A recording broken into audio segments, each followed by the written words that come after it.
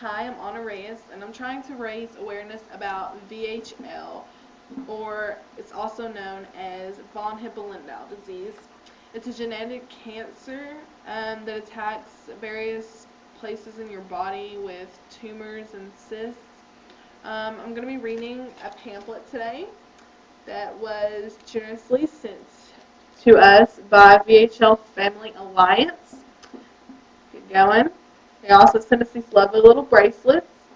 Um, but I just want VHL to be known and for people to know that it's out there and what they can do to protect themselves and how they can get diagnosed with it, because it's not really a very known disease. And you know, it's just I want it to be out there. I want people to know about it.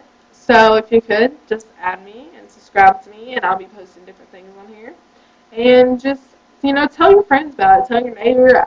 I don't care who you tell. Just tell everybody. So, first we're going to start off reading this little pamphlet, and I'm going to say, how do you get VHL? VHL is caused by a tiny flaw in one of the millions of genes of the body, a tiny misspelling in a single word of the book of instructions for the body. Once a family gets it, it becomes hereditary. So the child of a person who has VHL has a 50-50 chance of passing that gene on to their child.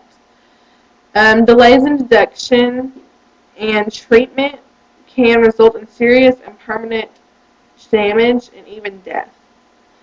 As a genetic cancer, VHL is frequently misdiagnosed or not diagnosed at all, and it is believed that many thousands of people are walking around with undiagnosed VHL. That is a huge issue to me.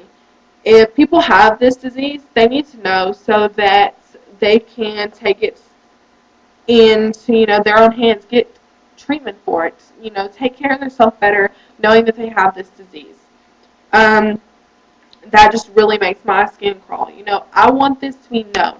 If somebody has this disease, they need to know. They need to know so that they can take care of themselves and, make it aware to other people, say, hey, this is a big issue and people don't know about it.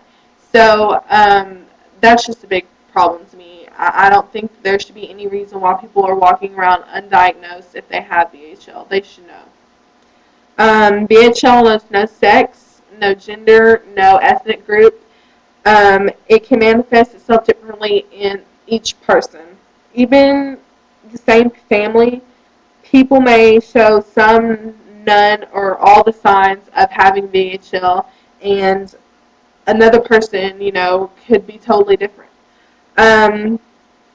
Symptoms associated with VHL including cysts and tumor growths on the retina, inner ear, adrenal gland, pancreas, kidney, spinal cord, and brain. So that means it can go in any of those places, but who knows? It might be coming in a different form for another person. How does VHL first appear? Trends occasionally appear in individual families, but with no set pattern. The first VHL involvement can differ in each patient. It may not appear until a late age in life, or may appear very early on in life. And if it appears, it is equally unpredictable with varying or no symptoms until it becomes critical. So that means it can, you see the symptoms very early on and you find out that's what they have, or they become really sick, really critical, and then you finally find out because before they had no symptoms at all.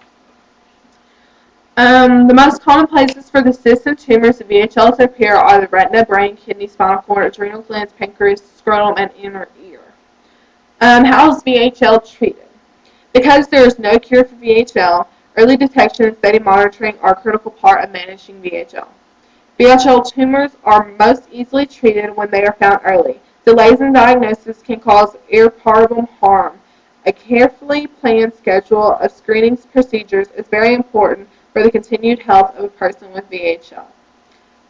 Suggested screening to see if you could possibly have VHL include eye retinal examination by optometrist, ultrasound and CT scan of abdomen with and without contrast, kidneys, adrenal glands, and pancreas is what they'll look at there.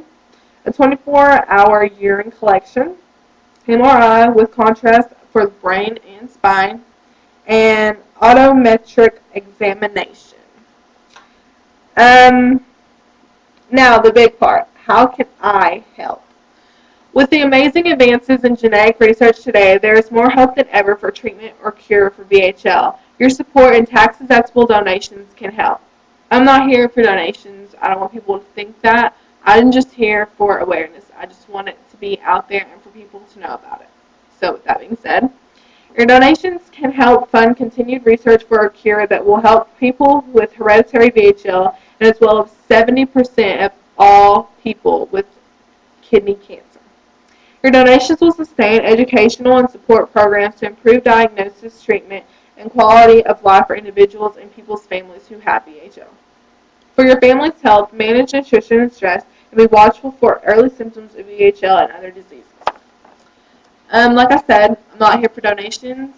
I just want this to be known, because like they said, there is no cure. Right now, there is no cure for von Hippel-Lindau, and I would like to one day be able to say, hey, I helped find a cure for VHL. I was part of that. I want this to be as known as a bunch of the other cancers are, because I tell people that people in my family have von Hippel-Lindau, and they're like, what's that? They don't know what it is, and it's not their fault. We should make it more known. We should, have people out there talking about it as much as they talk about breast cancer or other things like that. It just needs to be out there. Maybe one day we can find a cure. Maybe we won't, but at least I want to say that I tried. I did all I could do to try and help find a cure for VHL. So like I said, just subscribe to me and pass this on, tell people about it, because it's a big issue and it needs to be taken care of. So once again, I'm Anna Reyes for VHL Awareness.